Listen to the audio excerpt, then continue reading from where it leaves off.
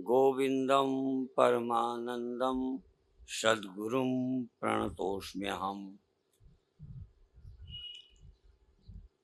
विवेक चूड़ामणि का प्रारंभ करते हुए आद्य जगत गुरु शंकराचार्य लिखते हैं, सर्व वेदांत सिद्धांत, सब वेदांत प्रतिपादक उपनिषदों का सिद्धांत, जिसका विषय क्या है? गोचरम तम अगोचर। जो अगोचर है उसे गोचर करना, अर्थात जो अनुभव में नहीं है वो अनुभव में ला देना। गोविंदम परमानंदम सद्गुरुं प्रणतोस्म्यहम्। गोविंद और परमानंद स्वरूप सद्गुरु को हम नमस्कार करते। कुछ वर्ष पहले विवेक चूड़ामणि पर यहीं पर प्रवचन दिए थे। उस शेष भाग को आगे कहेंगे, पर कुछ थोड़ा स्मृति दिला दें। विवेक का मतलब ही होता है, कोई दो चीजें होती हैं। कोई कर्म करना है तो विवेक से करना, क्या करने लायक है क्या नहीं करने लायक, क्या खाने लायक है क्या नहीं खाने लायक, क्या बोलना चाहिए क्या नहीं बोलना चाहिए, क्या ग्राह्य है क्या त्याज्य है। इस तरह दो में चुनाव करना विवेक है। चूंकि यहाँ प्रकरण विवेक चूड़ामणि का है तो यहाँ चुनाव करना है अनात्मा और आत्मा। क्या मैं हूं क्या मैं नहीं हूं, क्या सत्य है क्या असत्य है, क्या चीज नहीं रहने वाली है क्या रहने वाली है। इसका विवेक शंकराचार्य जी महाराज ने विवेक चूड़ामणि नहीं और आत्मबोध, पंचीकरण, बहुत सारे ग्रंथ लिखे हैं। और यह एक आश्चर्य की बात है, युगों युगों में कभी कभी ऐसे व्यक्तियों का जन्म होता है, वो कितनी छोटी उम्र में शास्त्रज्ञ हो गए, आत्मज्ञ हो गए, कितनी छोटी उम्र में ही दिग्विजय यात्राएं की, और इसी बीच में वैदिक ग्रंथों का, उपनिषदों का भाष्य किया। और भाष्य तो किया ही, पर उन्हीं ग्रंथों को पुष्ट करने के लिए अपनी ओर से भी ग्रंथ लिखे। प्रयोजन नए संप्रदाय का जन्म देना नहीं। दुर्भाग्य है देश का, संसार का भी, कि लोग कोई नई नई बातें गढ़कर नए संप्रदाय को जन्म देते हैं। शंकराचार्य कोई नए ग्रंथ का जन्म देकर नए मत को जन्म नहीं देते, नए पंथ का सृजन नहीं करते।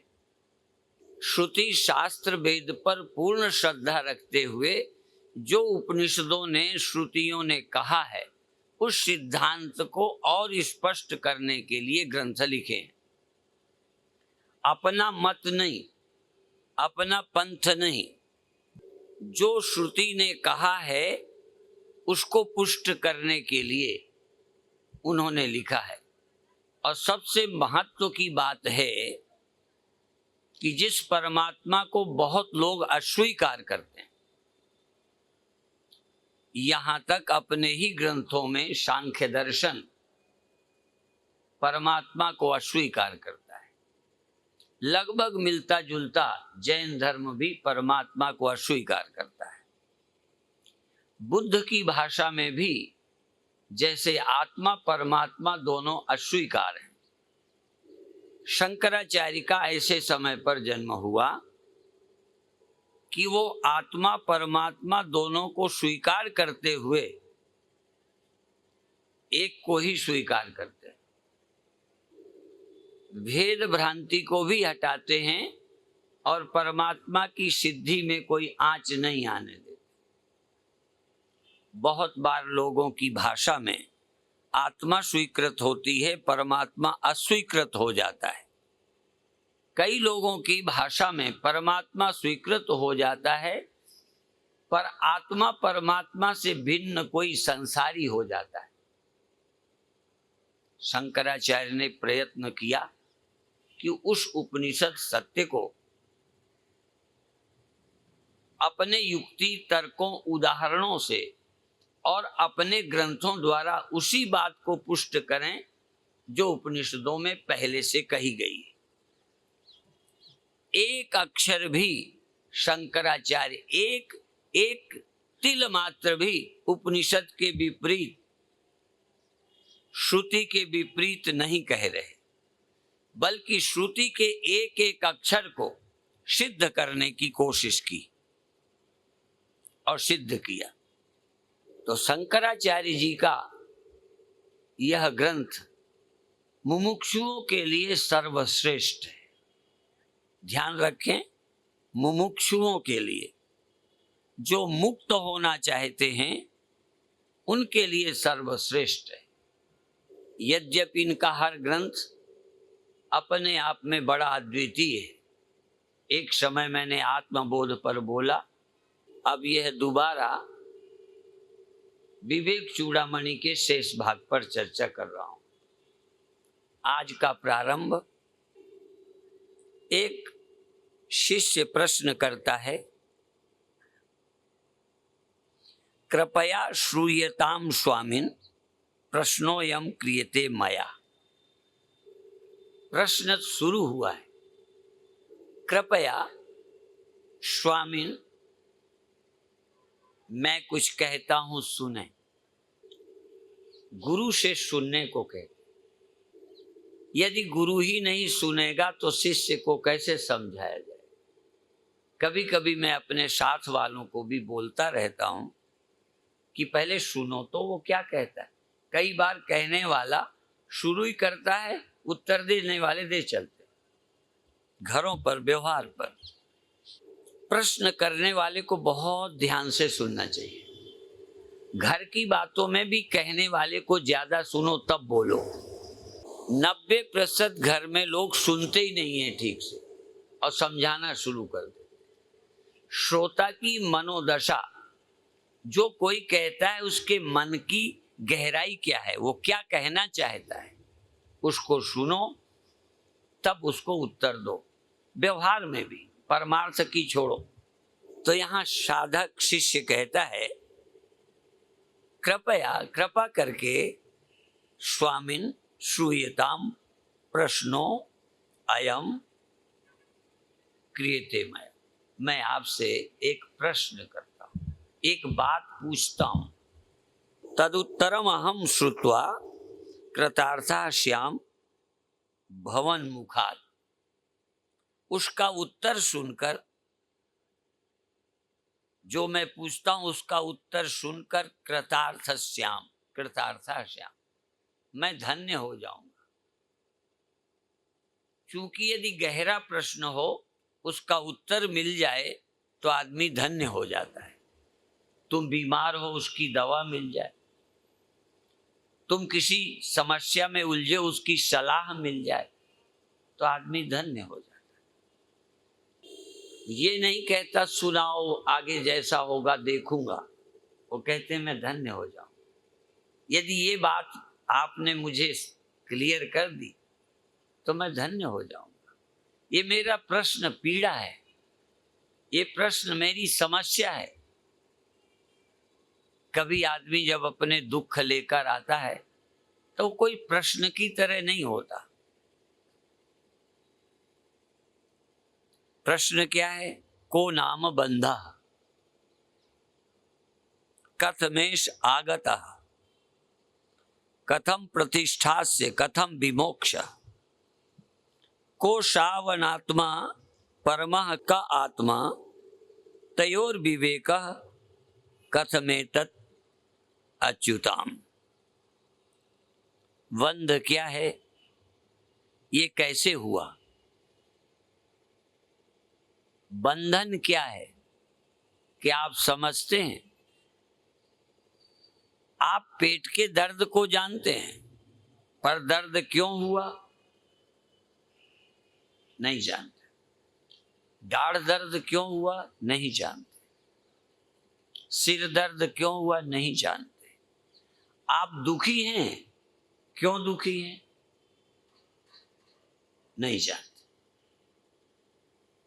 सब चिंतित हैं और इलाज भी किए जा रहे हैं। बहुत बार रोग का निदान न हो और दवा की जाए,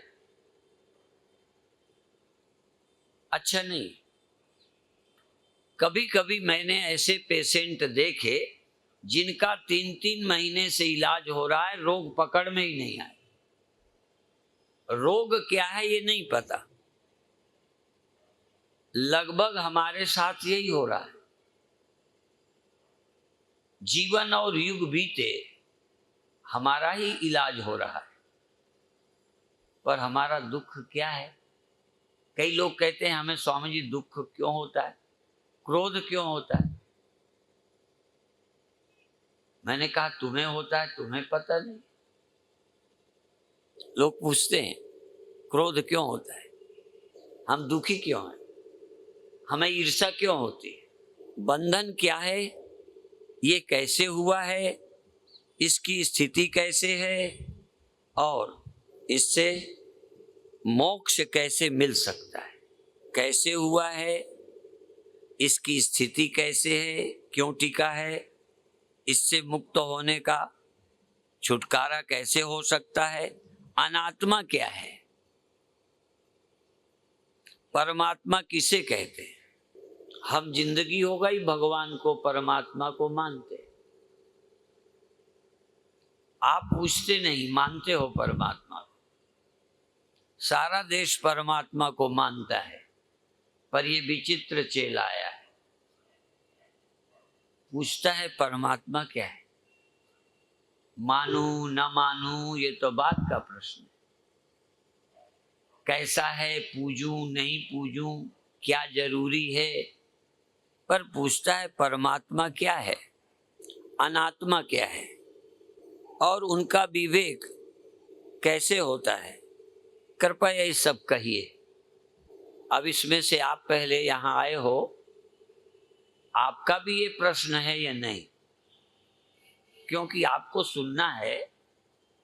ये जिसका प्रश्न है उसके लिए विवेक चूड़ामणि बोली गई। यदि आपका भी ये प्रश्न हो तो फिर ये विवेक चूड़ामणि आपके काम की हो जाएगी। यदि ये आपका प्रश्न ही नहीं है, बंधन क्या है, ये बंधन कैसे हुआ है, कब हुआ है, क्यों हुआ है, इसका उत्तर अनात्मा, जो आत्मा नहीं, ये क्या है। अनात्मा क्या है, अर्थात जो मैं नहीं हूं, ये क्या है। जो मैं नहीं हूं या आत्मा नहीं है। अनात्मा, अनात्मा माने जो आत्मा नहीं है, वो क्या चीज है। परमात्मा किसे कहते हैं।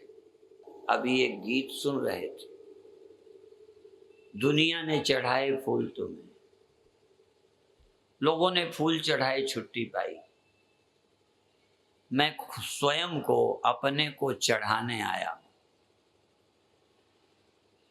यदि बेहोश न हो पेशेंट तो इतना आनंद से डॉक्टर को समर्पित नहीं कर सकता, बीच में उल्टा पुल्टी करेगा। लगभग बेहोश जितना आपको होना है होश में। वो डांटे, वो पीटे, वो मारे, वो गाली दे, आपको चू नहीं करना। चू का मतलब है ऑपरेशन को राजी नहीं हो। आप तो बस लेट गए, अब डॉक्टर जो चाहे करे। एक कथा हमने पहले कभी कही भी है कि चेले को सांप काट गया, गुरुजी की नजर पड़ गई, चेले को पता नहीं। गुरुजी उसकी छाती पर बैठ गए, छुरी लेके छुरी लेके बैठ गए। छाती में बैठते एक बार तो चेले की आंख खुली, चौंका। कोई छाती में बैठे चौंकेगा, पर देख लिया गुरुजी, फिर आंख बंद कर ली। कितनी हिम्मत का काम, आंख बंद कर ली। अब चेले से गुरु ने पूछा कि क्या बात है, मैं तेरी छाती पर छुरी लिए बैठा हूं, चाकू लिए बैठा हूं, तूने मुझे देख लिया, तेरी छाती पर बैठ गया, तूने फिर आंख बंद कर ली। कहता है मुझे पता है कि आप कोई गड़बड़ नहीं कर सकते।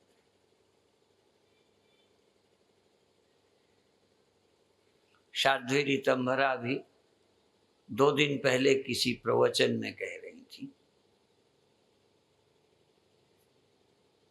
कि नाव में लोग बैठे हैं, तूफान आ गया, पत्नी घबराई, पति शांत बैठा। नाव डूबने लगी, हिलने लगी, खतरा हो गया, पत्नी घबराई, पति शांत बैठा। तो पत्नी कहती है तुम डरते नहीं? पत्नी का ये कहना हुआ, पति ने छुरी निकाली और पत्नी की छाती में, गले में यूं करने लगा, तो पत्नी हंसने लगी। मैंने कहा मैंने छुरी निकाली, तू हंसी क्यों, तू डरी क्यों नहीं? कहने लगे मुझे पता है कि आप मुझको प्रेम करते हो, तुम मार नहीं सकते। तो कहने लगे जो मुझे बता रही है कि मैं तेरा पति हूं, तुझको प्रेम करता हूं, तो छुरी मार नहीं सकता, तो भगवान मेरे को प्रेम करता है, वो कैसे मुझे दुखी कर सकता है?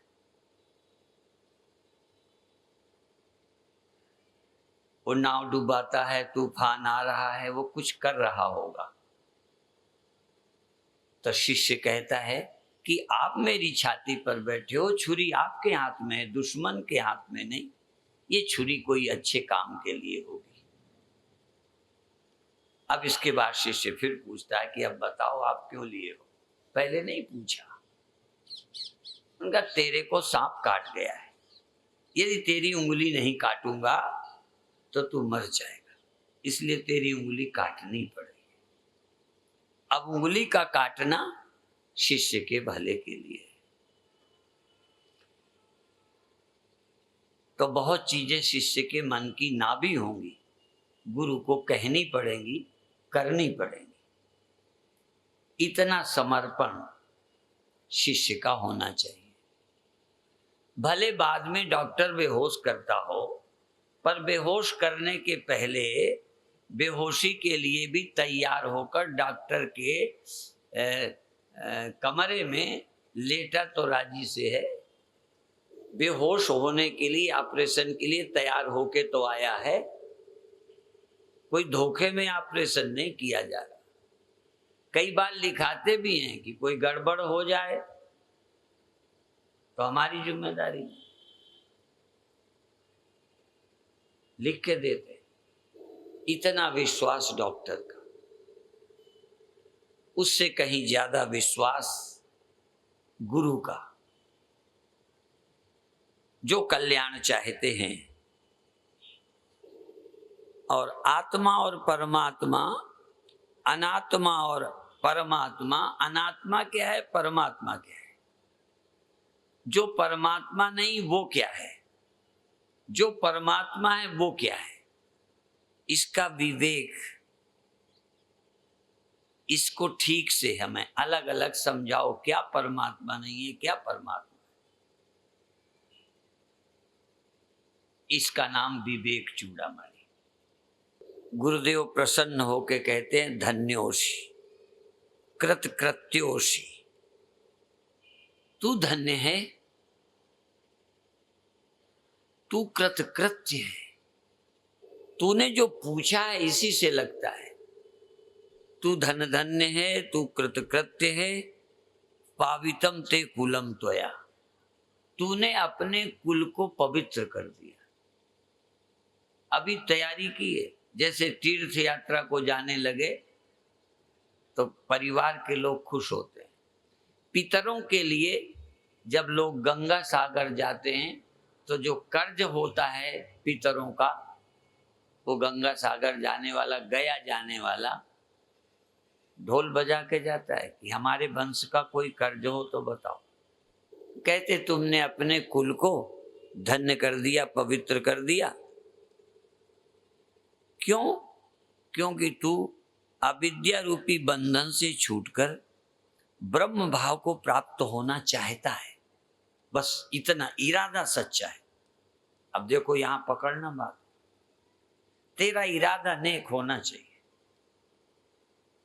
तू छूटना चाहता है अविद्या के बंधन से, अविद्या के द्वारा पैदा हुए संसार के दुख से छूटना चाहता है। दुखी है क्या? ईमानदारी से सोच, कोई दुख है जिससे छूटना चाहता है? यहां गड़बड़ नहीं होनी चाहिए। यदि छूटना चाहता है तो तू बहुत अच्छा है। अब यूं तो छूटना सब चाहते हैं, सब लोग दुख से छूटना चाहते हैं, इसमें नई क्या बात है। पर यहां शंकराचार्य कहते हैं अविद्या रूपी बंधनों से छूटकर तू ब्रह्म भाव को प्राप्त करना चाहता है। तू देह भाव इंद्रियों से ऊपर उठकर ब्रह्म भाव को, अनात्मा से छूटकर तू आत्म भाव को, ब्रह्म भाव को प्राप्त करना चाहता है। यदि ये बात क्लियर है तो तू भाग्यशाली है, तेरा कुल पवित्र है और तू निश्चित मुक्त होगा। प्रश्न तेरा बहुत अच्छा है, जो पूछा है बहुत अच्छा है। तुझे समझ आया दुख क्या है। अविद्या का दुख है, अज्ञानता का दुख है, और अनात्मा से, अनात्मा आत्मा की विवेक की कमी का दुख है। दुख की जड़ यही है।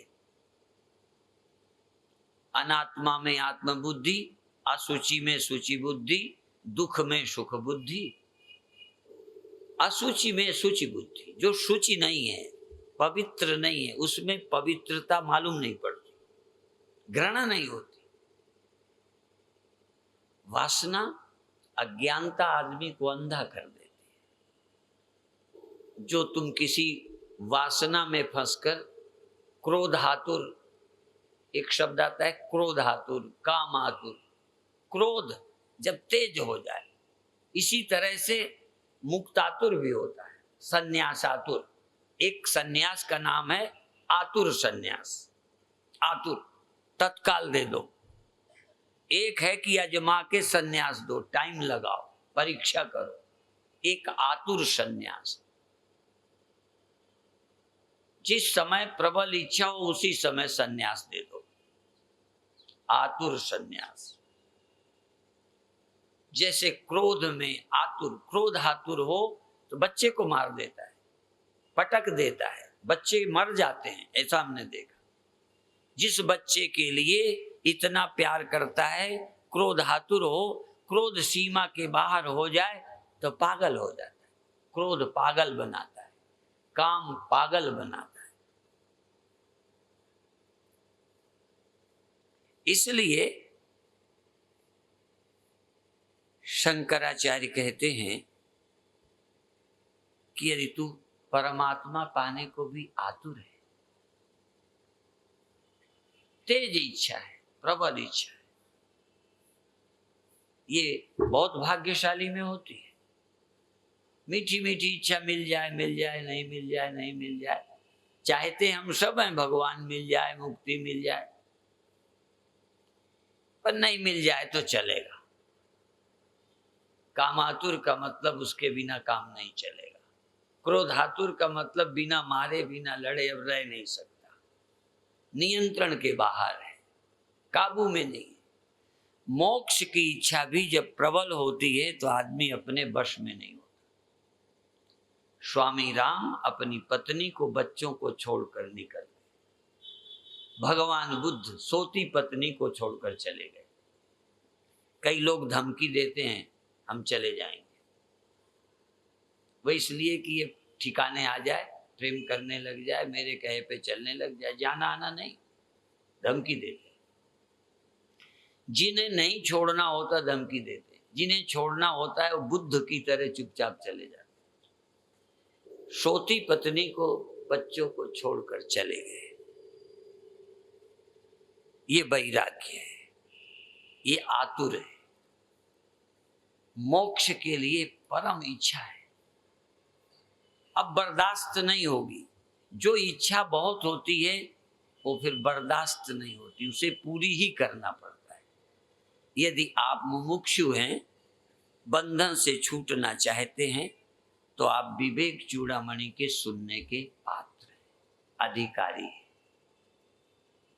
मोक्ष चाहिए तो बाकी तुम्हारी हजारों कमियां होंगी, वो बात का विषय, पर एक आवश्यक है कि तुम्हें मोक्ष की इच्छा हो, बंधन से छूटना चाहते हो। इसलिए गुरुदेव कहते हैं कि तुम ब्रह्म भाव को प्राप्त होना चाहते हो, इसलिए तुम्हारा घर, तुमने घर को पावन कर दिया। तुम मोक्ष चाहते हो, परमात्मा हो जाना चाहते हो, ब्रह्म भाव में जीना चाहते हो, देह भाव में नहीं। देह भाव से मिलने वाली चीजों में उत्सुकता नहीं, देह भाव में रहने का मन नहीं। देह भाव तो दुखों की जड़ है, दुखों का कारण है देह भाव। फिर देह से संबंधित और लोग, तुम यह देह हो, तुम यह देह हो, तभी तो तुम्हारा कोई परिवार है। तुम्हारा परिवार कौन है जिसके लिए रोते हो?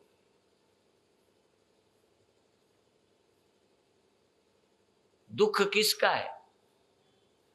पाकिस्तान का, अमेरिका का, चीन का? किसका है? पूरे देश का। तुम समस्या लेके किसकी आते हो? तुम अभी जब प्रणाम करोगे ना, अभी छोटे बच्चे नहीं आए, यदि छोटा बच्चा होगा तो प्रणाम करते में तुम ये भी नहीं कहोगे मेरे सिर पे हाथ रख दो, तुम ये भी नहीं कहोगे, उस बच्चे को आगे करोगे, स्वामी जी इसके सिर पे हाथ रख दो। मैंने कहा इतने बच्चे हैं, उनको लेके क्यों नहीं आए, सिर पे हाथ नहीं रखाया? किस बच्चे के सिर पर हाथ रखाया? जो तुम्हारी बहू का है, तुम्हारी वधू का, तुम्हारी पुत्र वधू का बेटा, इसके सिर पे हाथ रख दो। सब इतनी दुनिया किसी के सिर पर हाथ रखने को नहीं कहा। इन सबको आशीर्वाद दे दो सब, इन सबका।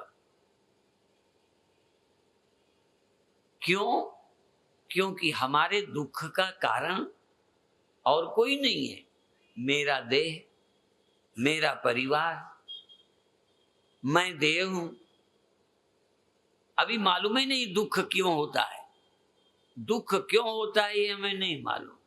तभी प्रश्न था, बंधन क्या है, मुक्ति क्या है? मुक्ति मिल जाए, मिल जाए, मिल जाए, मिल जाए। बंधन क्या है यही नहीं समझा। मुक्ति क्या है? मिल जाए बस, दुख ना रहे। भाई दुख है क्यों? ना रहे तो बाद की बात है क्यों? और यदि यही समझ बनी रही कि तुम यही हो तो कौन मरेगा? यदि ये तुम हो तो तुम मरो, यदि ये तुम हो तो तुम्हारे मरेंगे, और तुम्हारे मरेंगे तो तुम छाती कूटना। तुम्हारे घर कोई मरता है तो सारे अमृतसर के लोग छाती कूटते हैं। पंजाब का स्यापा तो प्रसिद्ध है, अब बहुत फर्क हो गया। अब पहले की बातें सिर्फ सुनने को मिला करेंगी, देखने को नहीं मिलेंगी। अभी मुझे पता नहीं है कि वो रिवाज छाती कूटने का है कि नहीं है, चला गया। पढ़े लिखे लोग सभ्य हो गए। पर अपने प्रिय की मौत तो दुख देती रही है, देगी, क्योंकि आपका है प्रिय। इसलिए गुरुदेव कहते हैं अविद्या रूपी बंधन से छूटकर, अज्ञान के द्वारा जो आपको दिखा है, जैसे स्वप्नों में जो तुम्हें दिखा था, जिसके मरने को रो रहे थे। स्वप्न में भी रोते हो कि नहीं कभी? बोलो। नींद खुल जाती है तो क्या हुआ? वो स्वप्न का दुख क्यों था? कोई दे रहा था क्या?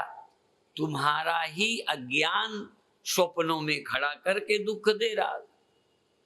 इसलिए गुरुदेव कहते हैं कि अविद्या के कारण जो तुम्हें भ्रांति हुई है, इस भ्रांति से मुक्त होकर तुम ब्रह्म भाव में स्थित होना चाहते हो। थोड़ी थोड़ी ये समझ आ गई है कि दुख का कारण देहाभिमान है, देहाभिमान का कारण आत्मा का अज्ञान है, विवेक की कमी है। कोई तुम्हें दुख नहीं देता। पूज्य निर्मल जी के यहाँ सम्मेलन होता था, पूज्य हरिगिरि जी महाराज आते थे।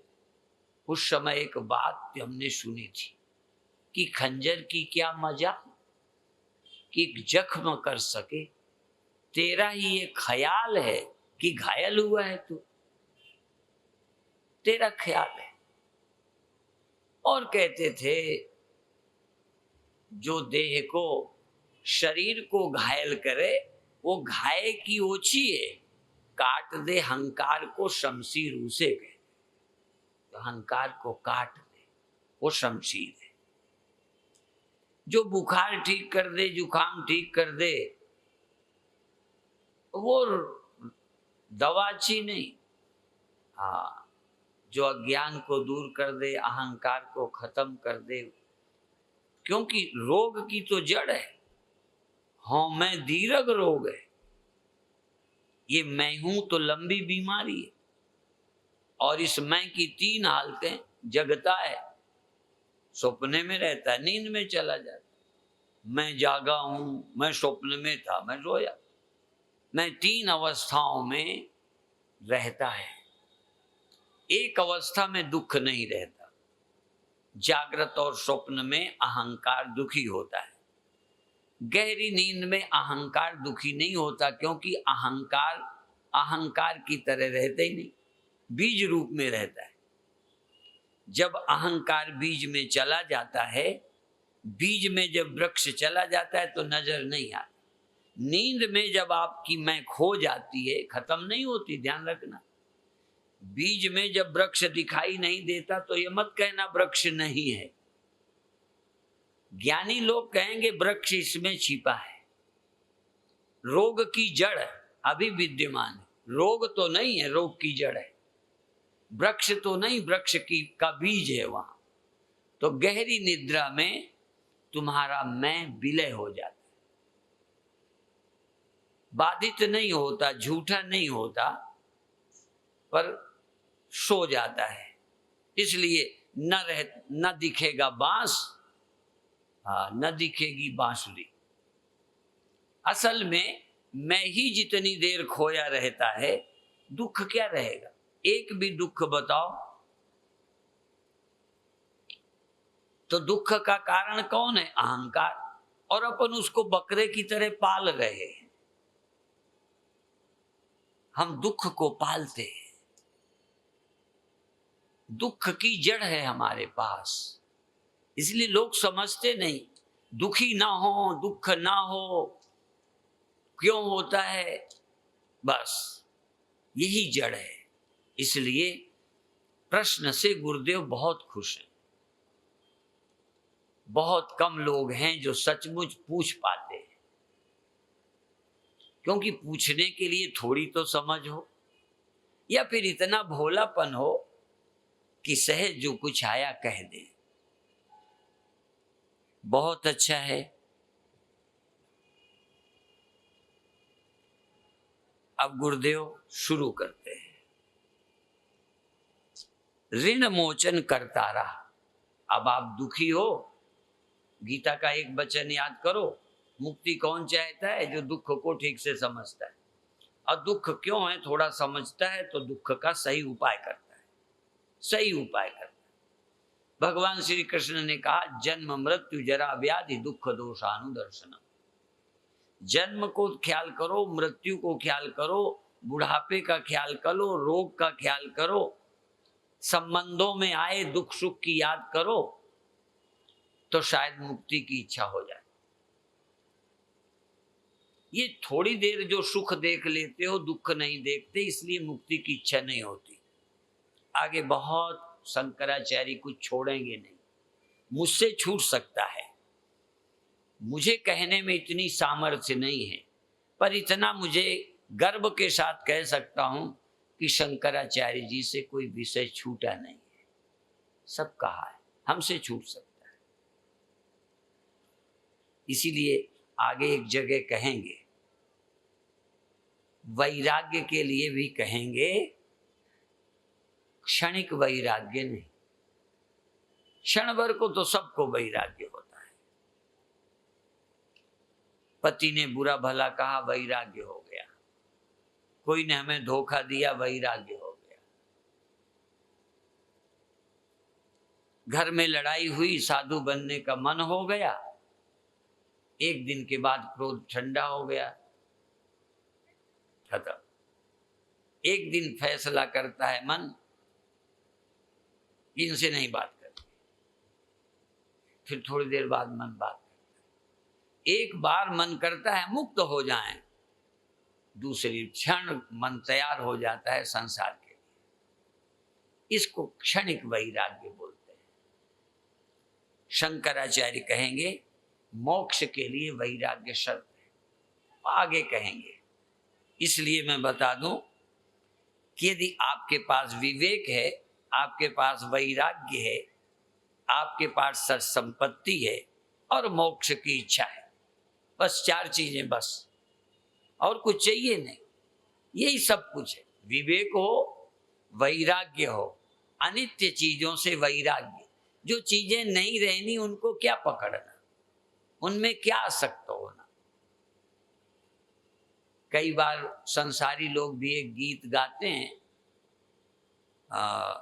क्या है वो, कि जिंदगी भर के साथी बनो तो बनो, ये 2 दिन का कोई सहारा नहीं। हमको ज्यादा याद नहीं है। ये जो थोड़ी देर का साथी कोई बनता है, देह सदा का साथी है ना।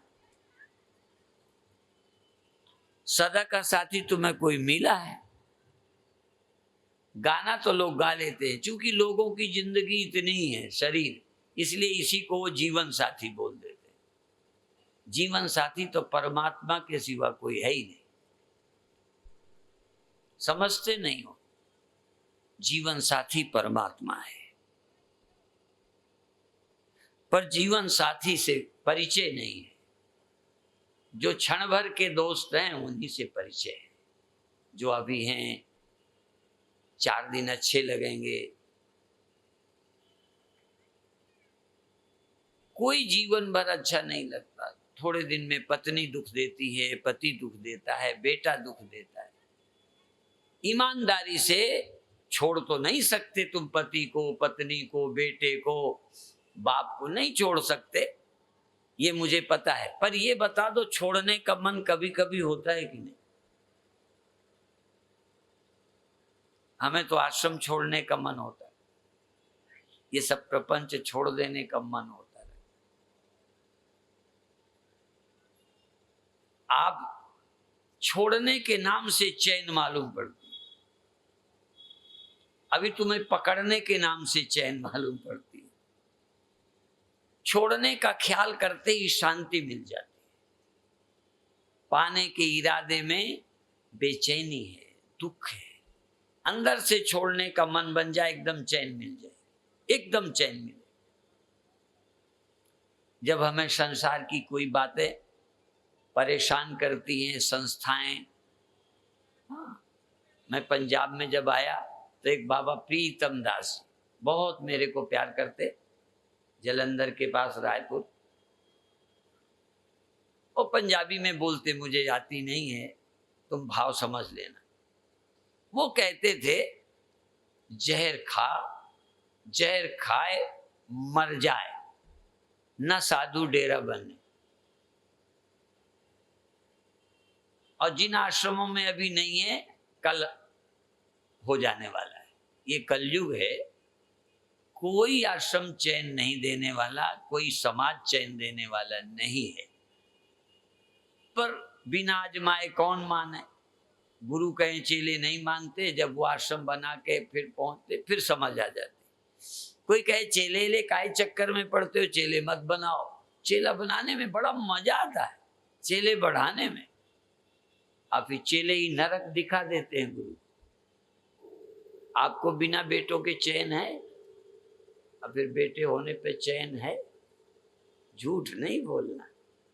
ये ठीक है कि ये तुम नहीं चाहते कि बेटे मर जाएं, पर कभी न कभी तुम्हारे मन में आया कि ये मर जाए तो अच्छा, चाहे वो थोड़ी देर लगता है। ऐसा आदमी जिसने अपने बेटों का मरना न चाहा हो, जिसने पति का मरना न चाहा हो, जिसने पत्नी का मरना न चाहा हो, ऐसा आदमी ढूंढे नहीं मिले। ये ठीक है कि थोड़ी देर लगता है, फिर परिस्थिति बदल जाती है, फिर मन बदल जाता है, टिकता नहीं। यदि चाहते ही प्राण निकलते होते तो तुम सब मर गए होते। अभी बहुत बार मरने की सोच लेते हो, पर मरना आसान नहीं। उस समय साधन भी नहीं मिलता, जब तक साधन जुटाओ तब तक गुस्सा उतर जाता है। ये कहानी भी मैंने तुम्हें सुनाई थी कि एक गरीब बुढ़िया रोज जंगल जाती, पेड़ काटती, लकड़ी लाती, बेचती तो गुजारा होता। तंग आ गई थी, एक दिन लकड़ी काटी तो थोड़ी ज्यादा बांध ली, अब उठे नहीं, लकड़ी का गट्ठर उठे नहीं। तो दुखी होकर के अपनी जिंदगी से तंग आकर परमात्मा से कहती है, हे परमात्मा तू मुझे उठा ले, हे मौत तू आजा। मौत को बुलाती है कि आजा। अब कभी कभी लोग कहते तुम सोचो मत, कभी कभी सोचा हो जाता है, इसीलिए सोचना और बोलना मना किया है। कभी तुम बोलो वो हो जाता है। कई लोग सोचते हैं हो जाता है तो कहते हैं आज हम ये सोच लेते तो हो गया होता, पर छोटी बात सोची, सोचा हो जाता है। तो उस वृद्धा ने दुखी होकर के कहा, ऐ मौत आजा। तो मौत आ गई। वैसे बुलाने पर ज्यादातर नहीं आती, बहुत बुढ़ियां हमसे हर साल आशीर्वाद लेती हैं, पर नहीं मौत आती। कहती है 3 साल हो गया आशीर्वाद देते, आपसे मांगते, काम पूरा ही नहीं हुआ। कई तंग हैं, आशीर्वाद मांगते, और कभी कभी जरा सा मांगो तुरंत काम होता है। उसने मौत की याद की, मौत आ गई। अब जब मौत को देखा, कहन तू कौन है? कहन मौत। कहने लगे क्यों आई? कहन तुम्ही ने तो बुलाया था। उनका क्या काम है? वैसे मौत का तो एक ही काम होता है, पर फिर भी मौत ने पूछा क्या काम है, क्यों बुलाया? तो इतने में नीयत बदल गई। वो कहती लकड़ी का गट्ठर उठवा दे। बुलाया था मरने के लिए, पर जब मौत आई तो एकदम ऐसे कहते हैं हम मर जाएं, आप आशीर्वाद दो स्वामी जी मर जाएं, प्राण निकल जाए। अब मरना हो तो कौन रोके है? मर सकते हो, पर हिम्मत नहीं पड़ती। मरने के नाम से डर लगता है। फिर भी बहुत दुख दुनिया में है जो हमें मरने को मजबूर भी करते। यदि दुख मजबूर न करते तो कोई ना आत्महत्या करता, जहर नहीं खाता, रेल की पटरी में नहीं मरते। आखिर वो भी तो तंग आ गए होंगे। तुम उतने तंग नहीं आए, उतने तंग तुम नहीं आए, पर मरने की सोचा ना हो, ऐसा आदमी दुनिया में मुश्किल से मिलेगा। जो परिस्थितियों से तंग आकर मरने की ना सोचे, घर से तंग आके छोड़ने को ना सोचे, पर इतना देर तक टिकता नहीं। थोड़ी देर को आता है, फिर मन ठंडा हो जाता है, फिर मन बदल जाता है, परिस्थिति चेंज हो जाती है। ऐसे ही कई बार ऐसा नहीं है जो मुक्ति न चाहते हो, ऐसे लोग नहीं है जो भगवान न चाहते हो, पर काम के समय कभी अटकी आई तो पूछ लिया, थोड़ी देर बाद फिर भगवान भूल जाता है। इसलिए गुरुदेव बोलते हैं शंकराचार्य खुद बोलते हैं, पर कोई भी गुरु बोल सकता है कि भाई तुम मुक्ति चाहते हो, बंधन से छूटना चाहते हो, अज्ञान जनित वासनाओं के दुख से, कामनाओं के दुख से छूटना चाहते हो, कामना रहित शांति को जानते हो। कामना रहित होने पर कितनी चैन है। कोई इच्छा हो, इच्छा खत्म हो जाए दिल से, एकदम चैन मिलेगी। कामना टेंशन है, कामना तनाव है, कामना दुख है। और कामना दो तरह से जाती है, ये तो काम पूरा हो जाए, ये कामना खत्म हो जाए समझ से। पर कामना यदि पूरी की तो फिर पूरी करोगे, फिर पूरी करोगे, फिर पूरी करोगे, कामना पूरी करने से होगी ही नहीं। कभी न कभी उससे छुटकारा ही चाहिए। तो कई लोग बहुत दिन बिता करके होश में आते हैं, कई जल्दी आ सकते हैं। गुरुदेव कहते हैं तुमने बहुत अच्छी बात पूछी है, तुम धन्य हो, तुम्हारा परिवार धन्य है, क्योंकि तुम ब्रह्म भाव, देव भाव नहीं, इंद्रिय देव भाव में नहीं जीना चाहते, देव भाव में नहीं जीना चाहते, इंद्रियों में नहीं जीना चाहते, मन में नहीं रहना चाहते, ब्रह्म होकर रहना चाहते। घड़ा बन के रहना चाहोगे, मरोगे। धन्य है कि तुम मिट्टी होने को राजी हो। घड़े का ख्याल ही चला जाए तो मरना आप ही चला जाएगा, भिन्नता आप ही चली जाएगी, सब दुखों की जड़ जाएगी। सब दुखों की जड़ है अब्रह्मता, ब्रह्मता का पता न होना, और सबका इलाज है ब्रह्मता का बोध होना। इसलिए तुम ब्रह्म भाव में रहना चाहते हो, देह भाव से मुक्त होना चाहते हो। ये तुम्हारी इच्छा तुम्हारे कुटुंब को भी तारने वाली है, पवित्र करने वाली है। जिसके घर में ऐसा बेटा हो जाए, बेटी हो जाए, कोई हो जाए ऐसा सच्चा, बड़ा कठिन है। तो अब तुम आदमी बनना चाहोगे या ब्रह्म?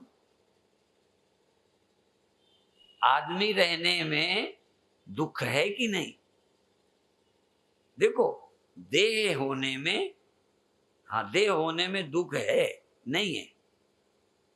मरना किसका होगा, बुढ़ापा किसका होगा, मेरे तेरे किसके होंगे? असल में जो इलाज है वो इलाज समझ में नहीं आता। इलाज को इलाज समझना बड़ा कठिन है। धन्य है जो लोग इलाज को इलाज समझते हैं, इलाज कर लें, बहुत। तो सच्चा इलाज है विवेक चूड़ामणि माने वह दवा जो 100% ठीक करती है, 50% नहीं, 25% नहीं, थोड़ा थोड़ा इलाज नहीं करती, एक बार पूरा इलाज करती है। इसलिए, और यह इलाज किसको सूट करेगा ये भी बताते हैं, सबको नहीं करेगा, सबके दवा जाएगी ही नहीं, कानों में ही अंदर तक नहीं जाएगी। शंकर भगवान के गले के नीचे जहर नहीं गए, देखो ध्यान रखना, उन्होंने पिया, शंकर भगवान के गले में रह गया, नीचे गया ही नहीं। शंकर भगवान नहीं मरे, उनका जहर नीचे नहीं गया। आम लोगों के अमृत नीचे नहीं जाना, नहीं जाएगा, अमृत जाता ही नहीं, कान में अटक जाता है, यहीं तक रह जाता है, ऊपर ऊपर। कई लोग तो कहते हैं आपकी कथा हमने कई बार सुनी, ऊपर से निकल जाती। एक बार वीडियो बनाने वाला आया, चैनल वाला, तो लोगों का भरता रहता है, कहने लगे हमने औरों का भी भरा, आपका भी भरा, तो पर कहते हैं आपका जो प्रवचन है हमारे ऊपर से निकल जाता है। सच्चाई है ये ऊपर से निकल जाता है। यदि ये भीतर चला जाए तो तर जाओ। ये अमृत जाता ही नहीं। जहर मीठा लग रहा है, जहर स्वादिष्ट है, अमृत कड़वा लग रहा है, दवा कड़वी। और जहर मीठा। इसीलिए बोलते हैं ना स्वीट पॉइजन। आप लोग रोज स्वीट पॉइजन खाते हो, मीठा जहर। विषय मीठा जहर है, स्वादिष्ट लगता है, मजा आता है, मरो। सब कुछ आगे कह दूंगा तो आगे क्या कहूंगा, थोड़ी चिंता है। मीठा जहर। पतंगे को देखा होगा, अब तो दिए जलते ही नहीं हैं, अब तो ये लाइटें जलती हैं। देखो वो पतंगा कीड़ा उड़ता है, दिए के पास जाता है, चलो मान ले वो जाता है, बहुत जाता है तो जलता है, तो भगता है, भी जलता है। इससे ज्यादा और क्या होगा, जलता है फिर भी मानता नहीं। पतंगे से ज्यादा हाथी को हथनी में सुख भासता है, हिरन को संगीत में सुख भासता है, बाद में कोई मारेगा। लेकिन पतंगे को उस समय दुख होता है, वो जलता है, पर जलन से हट करके फिर जाता है। इससे ज्यादा मूर्ख और कौन हो। आगे शंकराचार्य बताएंगे मोक्ष का साधन किसको ये कथा सुननी चाहिए, तो कहेंगे सबने कहा, अष्टावक्र गीता में कहा, यहां कहा विषयान विषवत्यज। विषय को विष समझो, जहर। माने जो सुख दे रहा है ये जहर है, मुक्त नहीं होने देगा, तुम्हें देह में फंसा लेगा, इंद्रियों में फंसा लेगा, फिर इसी दुनिया में ला के खड़ा करेगा, तुम्हें परमात्मा तक नहीं जाने देगा, परमात्मा नहीं होने देगा। ये मन, ये इंद्रियां तुम्हें यही लाके खड़ा कर देती हैं, ब्रह्म में नहीं जा पाते हो। इसलिए इससे मुक्त हो, इससे बचो। विषयान विषवत्यज। अभी विषय आया नहीं है, पर हमारे यहाँ एक ये भी रिवाज है, जो पूरे दिन कहना है शुरू में कह दो, फिर उसी को अलग अलग विस्तार करो।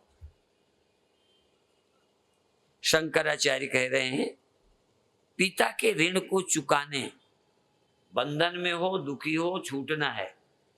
अब यहाँ ये बात आज याद दिलाने वाली है, फिर कल आगे बढ़िया कथा चलेगी। पर आज ऋण से मुक्त होने के लिए, यदि तुम कर्जदार हो तो पिता तुम्हारा कर्ज दे देगा, बेटा दे देगा, कभी दोस्त भी सहायता करते। पर यदि बंधन से तुम्हें छूटना है तो तुम्हारे बदले कौन छूट जाए। लगातार उदाहरण देते हैं कि तुम्हें भूख लगी हो तो कौन खा ले तो तुम्हारा पेट भर जाए, तुम बीमार हो तो कौन दवा खाए।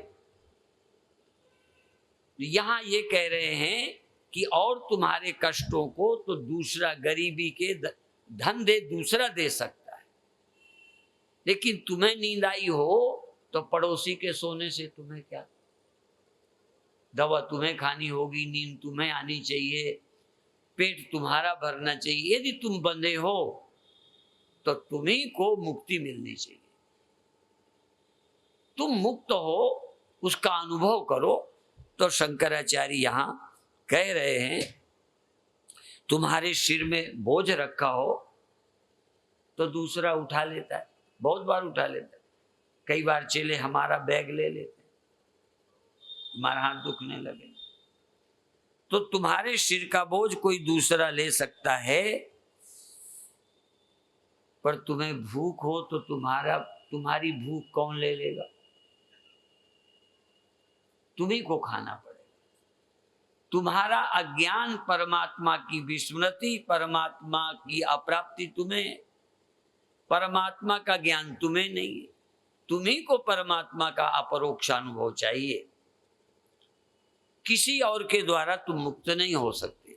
उस परमात्मा के अनुभव के लिए परमात्मा के अनुभव के लिए ईमानदारी से तुम तैयार हो। कल से उन लोगों को ये सोच के आना है कि हमको ब्रह्म भाव में जाना है, हमको ब्रह्म का अपरोक्ष अनुभव करना है, हम ब्रह्म को आत्मसात करेंगे, हम सिर्फ विश्वास नहीं करेंगे, परंतु शंकराचार्य की शर्त एक है कि तुमको इन वचनों पर विश्वास करके ईमानदारी से साधना करनी होगी। गारंटी लेंगे वो, ये तुम्हारी बात है। ईमानदारी से सुनो, विश्वास करो। शंकराचार्य अपने प्रकरण में ये बोलते भी हैं, स्पष्ट किया है कि जैसे पहले किसी आप्त काम पुरुष, ईमानदार पुरुष की बात पर विश्वास करते हो कि यहाँ धन गड़ा है, कुएं, यहाँ जमीन में पानी है, विश्वास करते हो तो खोदते हो। विश्वास करोगे, खोदोगे, पत्थर निकालोगे तो निकलेगा।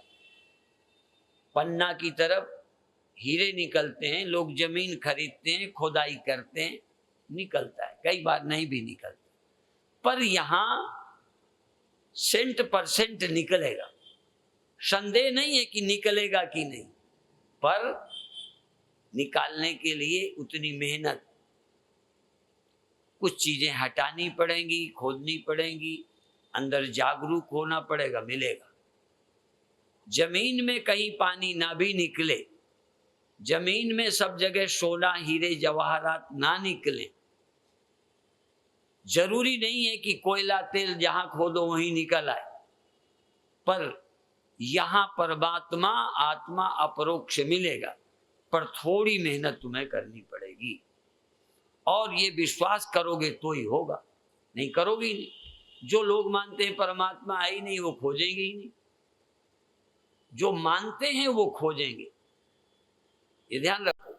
मुक्ति होती है, यदि भरोसा है, होती है तो लगन से करोगे। ये विश्वास हो जाए कि ये रोग ठीक हो जाएगा तो आदमी दवा प्रेम से खाएगा। यदि पक्का हो जाए कि बचना ही नहीं, डॉक्टर भी कहते हैं अब इसको ले जाओ, जो मांगे सो खिलाओ, बचना तो है ही नहीं, भूख या रोग नहीं जाएगा। और कोई कितनी मेहनत करे, कर्म करे, नहीं जाएगा। वो तुम्ही को खाना पड़ेगा, तुम्ही को दवा लेनी पड़ेगी, तो ही बात बनेगी। तो ब्रह्म ज्ञान किसको चाहिए? पड़ोसी को। इसलिए यहां आकर पड़ोसी को मत देखना, वो जिस लिए आया है वो जाने। तुम आए हो तो तुम अपनी तरफ ध्यान देखना, मुझे ब्रह्म का अनुभव करना है, मुझे ब्रह्म भाव में जाना है। कठिन नहीं है, आसान भी नहीं है, पर कठिन भी नहीं। मेरी दृष्टि से जो हमको भाव की प्राप्ति हुई है ये बहुत मिथ्या है। सत्य तो सहज प्राप्त है, पर सहज आज कठिन है। कठिन इसलिए कि हम यहाँ आके खड़े हो गए। जैसे तुम घर से कहीं दूर खड़े हो जाओ तो घर जाना पड़ेगा, और लौटते जाओ, लौटते जाओ, लौटते जाओ। जैसे सूर्य को सूर्य के पास लाना है, उसमें एक शीशा लगाया, दूसरा शीशा लगाया, तो सूर्य वहां पहुंच गए। एक रिफ्लेक्शन, रिफ्लेक्शन का रिफ्लेक्शन, सूर्य वहां अपने को देखता है। अब लौटाना है, पहला शीशा हटा दें उधर वाला, फिर दूसरा हटा दें, फिर जो शुरू का था उसे हटा दें, सूर्य घर आ गया। आ गया कि था? एक बार कुएं में चंद्रमा गिरा हुआ था। कुएं में एक आदमी ने देखा कितना अच्छा चंद्रमा कुएं में गिरा, इसको निकालते। तो बाल्टी डाली, फिर लावें, फिर कुएं के अंदर, फिर वो पानी लावें, खींचें, खूब कोशिश करें, फिर भी कुएं के अंदर। एक बार क्या हुआ, ऐसे खींचतान में नीचे पानी लेके चले, रस्सी टूट गई। टूट गई तो यूं चित्त गिर पड़ा ऐसे। तो देखा सूर्यास्म, चंद्रमा आकाश में। वो कहता है दुर्दशा तो बहुत हुई, पे निकल आया, चंद्रमा ऊपर आ गया पानी के। असल में चंद्रमा तो कभी गिरा ही नहीं। आत्मा कभी बंधन में नहीं आई, आत्मा कभी नहीं मरी। पे लगता है आत्मा नहीं मरती, ये सुना है ना, पे नहीं मरती, ये पता है नहीं। इसलिए पहले इसको अमर करो, दुख से हटाओ, मुक्त करो। अचानक किसी दिन तुम भी गिर पड़ोगे तो लगेगा चंद्रमा कुएं में है, गिरा ही नहीं है, हमेशा आकाश में स्थित है। तो नित्य मुक्त आत्मा इसका अनुभव हो जाएगा। बाकी चर्चा कल करेंगे। आप प्रातःकाल योगासन भी होंगे, प्रातःकाल योगासन प्राणायाम ये सब होगा। इसके बाद ध्यान का और ये प्रवचन का होगा। और हम चाहते हैं प्रत्येक दिन प्रवचन के बाद थोड़ा ध्यान हो। प्रवचन के बाद विवेक चूड़ामणि पढ़ें, सुने और थोड़ी देर ध्यान करें। तो आप 5 मिनट ध्यान करो, इसके बाद छुट्टी। आंखें बंद करिएगा। जिस आसन पे आप बंधन नहीं, शरीर को जिस आसन में चाहो बिठा दो और शरीर को एक बार प्रतिमा की तरह स्थिर कर दो। ऐसा लगे जैसे भीतर की नसें भी ठहर गई। ऊपर से ही शरीर नहीं ठहरा, जैसे भीतर की नस नाड़ियां भी रुक गई हैं। मेरी आंखों की पुतली रुक गई है, आंखों की पुतली रुक गई, शरीर की नस नाड़ियां रुक गई, हाथ रुक गए, उंगलियां रुक गई। ऐसा लगे जैसे खून की चाल भी थोड़ी रुक गई है। श्वास तो अभी नहीं रुकी। श्वास और मन दोनों दोस्त हैं। प्राण के रुकने से, श्वास के रुकने से मन, और मन के रुकने से श्वास रुकती है। और सब कुछ तुम आसानी से रोक सकते हो, पर मन और श्वास थोड़ा आसानी से नहीं रुकती। तो थोड़ी थोड़ी देर को रोको, लगातार नहीं। शरीर देर तक को रुक गया, पुतली देर तक को ठहर गई, सारे अंग ठहर गए, मन और श्वास अभी नहीं ठहरे। श्वास चलती है, मन को पता है। मन और श्वास दोनों चंचल हैं, श्वास और मन दोनों गतिमान हैं। 1 सेकंड को श्वास भी रुक जाए, मन भी रुक जाए, मन रुक जाए, श्वास रुक जाए, श्वास रुक जाए, मन रुक जाए। विवेक चूड़ामणि यदि पूरे दिन तुमने ठीक से सुनी तो मेरा पक्का विश्वास है कि तुम आत्म ब्रह्म भाव का अनुभव करोगे। जीवन धन्य होगा, सच्चाई तुम्हारी। लोग बोलते हैं मेरी भक्ति गुरु की शक्ति, फुरे मंत्री सरोबाज। तुम्हारी श्रद्धा हो, गुरु की वाणी का बल हो, परमात्मा का अनुग्रह काम बनेगा। शरीर ठहर गया, आंखों की पुतलियां रुक गईं, सारा शरीर का भीतर का भाग भी ठहर गया। सिर्फ श्वास चलती है और मन श्वास के साथ है। मन के साथ श्वास चलती है, श्वास के साथ मन चलता है। कभी कभी 1-2 सेकंड को, देर को नहीं, मन भी रुक गया, श्वास रुक गई, श्वास रुक गई, मन। देर तक नहीं, 1 सेकंड, देर तक नहीं रोको, 1 सेकंड आप अनुभव करो कि मन रुक गया था, श्वास रुकी थी, मन रुक गया था, मन रुका था, साथ ही श्वास रुक गई। कोशिश करो मन रुके तो श्वास रुक जाए, श्वास रुके तो मन रुक जाए। देर तक नहीं, फिर लेने लगो, फिर मन को छुट्टी।